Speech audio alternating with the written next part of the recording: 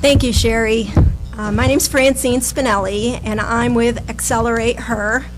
We are a women's business development organization, and we empower women to price themselves right so that they can earn what they're worth. One of the first orders of business is that I was going to ask everyone to either turn off or set your cell phones to vibrate so that we don't interrupt today's event. And today we're here to talk about growth strategies for small businesses. You may have heard some of the statistics about small businesses. Half of all new establishments survive 5 years or more, and about 1/3 survive 10 years or more. And that sounds pretty good, right? Except when you think about the flip side of it, that means that 50% do not survive 5 years or more, and 2/3 do not survive 10 years or more. And I'm sure some of that is due to, people are tired, they cash out and hit the links. But a lot of it is due to small business failures. And I was looking at some of the reasons why small business failure. All of the Inc. has their top 10 reasons why businesses fail, and entrepreneur.com has their 7 reasons. And 2 reasons were often cited. The first was uncontrolled growth, overexpansion. Companies move into markets that they know nothing about. Or companies hire willy-nilly, or they add too much equipment, and it's just too much too soon. And we've all seen businesses do that. Kind of the quintessential is the restaurant that has the one really great location, and things are going great, so they open up in a different location, and then both of them go out of business. The second reason often cited was unexpected growth. So people aren't ready for success. And I was just talking to a business owner, a former business owner not long ago. She and her mom were making pies, and they were making pies out of their kitchen, and they were really successful. And eventually they could not keep up with demand. They did not look ahead to everybody wanting their pies, and so they couldn't handle the growth, they couldn't handle the demand, and so they went out of business, and that I thought was really sad. So what do I take from that? Well, I take the fact that managing growth is really, it's an art, and it's really hard, and you have to address it, or it could spell calamity for your business. So what we have done here to address this is we have assembled a panel of local business people. We have Mary Rogers from Abracadoodle. She is the CEO and co-founder. We have Tim Harris from La Tienda, who is the CEO of La Tienda, and we have Michelle Brumfield of Bed Crafters by Michelle. And what they're going to do is I'm going to give you their bio, and then each panelist will talk about their business, why they grew it, and most important, how did they know it was the right time to grow. They're going to talk about what type of expansion they chose and why they chose that method. So, without further ado, I'm going to ask our panelists to come up here, and like I said, I'll read their bio. We're going to give them 10 minutes, only 10 minutes, to talk about their, and after we've gone through all 3 panelists, we're going to open it up to question and answer, because I'm sure there's going to be a lot of that. So, Mary Rogers, CEO of Abracadoodle, remarkable art education for children, has an extensive background in franchising and education, having launched 2 franchise companies, Computer Explorers and Abracadoodle.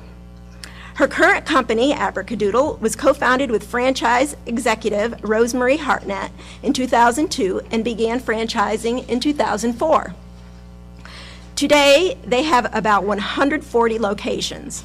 Abracadoodle provides mobile art classes, camps, in-school programming, and special events for children ages 2 through 12 in the U.S., Internationally, Abracadoodle operates Abracadoodle Art Studios for Kids. Rogers is the 2007 recipient of International Franchise Association's Bonnie Levine Award, their highest award for a woman in franchising. She also was Ernst & Young Woman Entrepreneur of the Year for the Washington metro area. Rogers and her company have been featured in the Wall Street Journal, Washington Post, Investors Business Daily, CNN Money, Costco Connections, and I saw her at Costco not long ago, so, as well as many franchising publications. Most recently, Entrepreneur Magazine named Abracadoodle one of the 200 top global franchises. So, well, I'm delighted to talk to you today. I do have a throat thing going on, so if you can't hear me, please raise your hand and I'll try to speak up a little bit. I'm going to tell you actually about my first business, which was called Computer Tots Computer Explorers, because I entered that business without knowing anything about franchising and with absolutely no idea that we would ever expand out of the local area. So that's where I learned about franchising, so I'll tell you about that one. I actually started that business shortly after I started my family. I had been a special education teacher, and I started the business with another friend who was also a special education teacher. And we started the business doing what we knew. We knew how to teach. So we started a remedial teaching company for children. And this operated in the afternoons after school. But I had a problem. I had way overpaid for our office space. I didn't know anything about lease negotiations, and Michelle and I were talking about that earlier. And we were only using the space between 3:30 in the evening. So we started to look at ways we might be able to use the space and pay the rent at other times during the day. Now, I had read about a program at MIT, and it was called Computer Tots. And I didn't know anything about trademark violations, so we went ahead and started a program that we called Computer Tots. We started this in Northern Virginia. And we did this midday for preschoolers. Now, this was kind of innovative at the time because we used computers that had 48K of memory, they had green and white screens, and if you programmed them for about 10 minutes, you might get your name to flash on the screen. So it was kind of a challenge to keep kids engaged in our classes. I put together 8 lessons for the kids, and at the end of the 8 sessions, all of the parents said the same thing. They said, "Mary, when is the next session starting?" I hadn't even thought about that. So I told them, "Oh, wait about 2 weeks and we'll get started again," and I quickly put together more lessons. And this kept happening. And then we got requests to do classes for elementary school children as well. So we compiled a pretty sizable curriculum. So at that time we thought, well, maybe we should take this out and go into the local area and offer it other places. So we went out and marketed it to daycare centers and elementary schools and park and recreation department programs. And we ended up having about 60 locations in the Washington, D.C. area. And we hired about 10 teachers. And the program was going really well. We got a lot of nice reviews from parents. The kids seemed to really enjoy it. So this is when we got a really great idea. Our biggest client was a company called KinderCare. We were in 23 of their locations. And so this was our idea. We decided that KinderCare would probably like to buy our company. And they would probably like to install it in all their locations across the country because they had 2,000 locations. So we put together a little presentation. We did some projections. We got some testimonials. And we flew down to Montgomery, Alabama. And we met with one of the executive vice presidents and the head of education. And we made our pitch to them. Well, they thought it was pretty funny. They were absolutely not in an acquisition mode. So, what they did say to us is, if you can find a way of offering your program in Dallas and in LA and in Minneapolis, we'll open doors for you. And we'll encourage the KinderCares in those areas to take on your program. So we went home to think about that for a while. And about that time, we were approached by a woman called Ann Jenkins. And Ann was moving to Seattle, and she wanted to take our program out to Seattle. So we wrote up a legal agreement. We trained her in how to run the program. We gave her our teacher training manual and all of our curriculum and all of our materials. And Karen flew out to Seattle and met with KinderCare out there. And lo and behold, the connection worked and started with 17 locations in Seattle, Washington. So we started thinking more about how can we expand. Now at that time I had 2 young children at home and my business partner had 1, and we knew we weren't going to fly off to Minneapolis and start a program there. So a friend of ours suggested maybe we should think about franchising. Now we knew nothing about franchising at all. So we pulled out the yellow pages and actually leafed through and looked under F for franchising. And there was one name there, an attorney named Warren Lewis. So we called him up and made an appointment and went in to see him. We wanted to find out if our business was franchisable. That meeting was really fruitful. He told us the elements that we needed to look at to see if our business was franchisable. And I'm going to tell you what those are. The first one is that the model needs to work.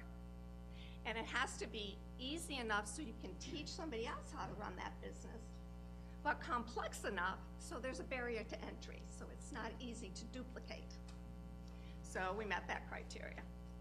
The second one is the model needs to make money for the franchise owner. Now that seems like a logical thing, right? And you'll be surprised how many franchisors totally neglect that criteria. You have to realize that the franchise owner has a different expense module than you. They have all the expenses you have, but they also have to pay you fees and royalties. So their net is going to be less. And they don't come into a franchise with your wealth of knowledge. So you have to take in consideration those things and make sure that that franchise owner can get a good return on their investment and a net profit on the business. So we were able to figure that out, and that worked for us as well. Then you need to have a prototype. Now you may start a business here in Williamsburg, but it's going to be very different in Manhattan. It's also going to be very different in LA. So you want to test it in another market. And we were doing that in Seattle, Washington. We were learning not only how we get somebody started, but how we help them to stay in business and grow. So we had our prototype. The fourth thing is you need to have programs in place that help your franchise owners and give them an advantage in the marketplace. And we had that with the KinderCare connection. We also negotiated a very hard to get program with Apple Computer to get apples at a discount price. And that was way before Apple stores. You ordered directly from the company. And we set up vendor relationships with printers, insurance people, as well as software manufacturers. So we had that in place as well. And the last thing you needed to take a look at is your trademark. Now, we had a trademark that MIT was using. And luckily, MIT stopped running the program, Computer Tots, and we had a clear use of that trademark. So we had all the 5 criteria to have a franchisable business. And while everything was lining up there, on the business end, on a personal end, it wasn't a really great time for me to go forward with this. I had 2 young children at home. I was going through a divorce. I had an adjustable rate mortgage on my house. It was at 18%, and it was heading up above 20. So I was under a lot of emotional as well as financial stress. But I decided that this was probably the best course for me to take to provide some financial security for my family. And I also had a taste of what it was like to be a parent and a business owner at the same time. And I recognized that being a business owner gave me a lot more flexibility than going back in the classroom and teaching. So we proceeded in that direction. Karen's father gave us $50,000 to cover some of the expenses for the business in exchange for preferred stock in the company with a dividend of 12% a year. We paid that back in 3 years. Our attorney loved our concept so much, he took us a fee up front, but then he deferred payments until we sold franchises. So he helped us to finance it as well, because it's expensive to be a franchisor. It took us about 1 year to sell our first franchise.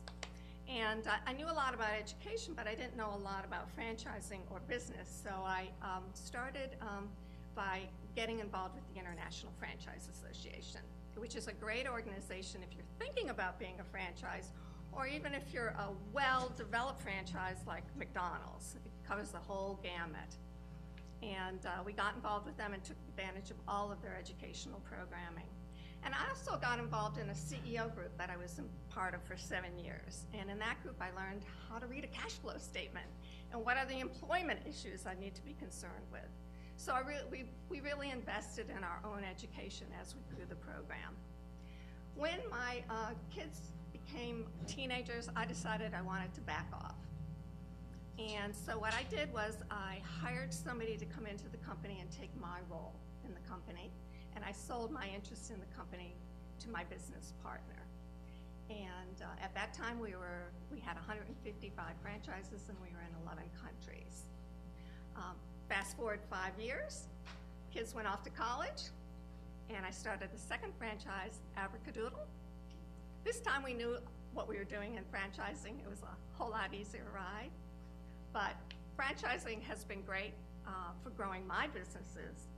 It's also given me the opportunity to help other people get into a really good business, and most importantly, to help and inspire kids, to help them to learn and to be creative. So franchising has been a route for me that I'm very grateful that I was able to take. So thank you very much for your attention.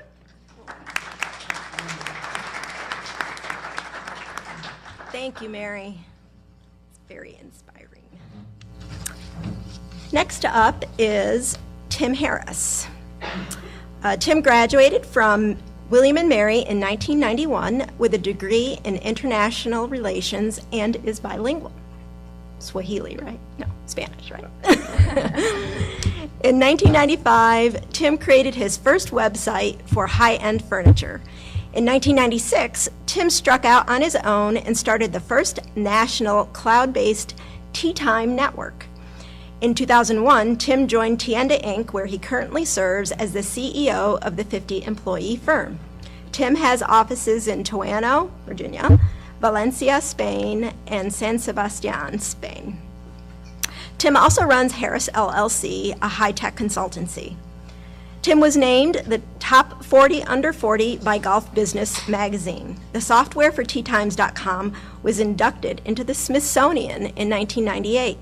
La Tienda was named the James City County Business of the Year in 2012 and was also the recipient of the National Outstanding Workplace of the Year Award, again in 2012. Tim is married with 2 kids, and I took a paella class from La Tienda. I can show you pictures of my paella later on, but it was fabulous. So, we could probably talk all day about what we do, since I think to be successful, it really becomes a part of you and something you're passionate about. I'll try to keep focused. We're talking about growth, and Mary's story was really interesting, and I thought a lot of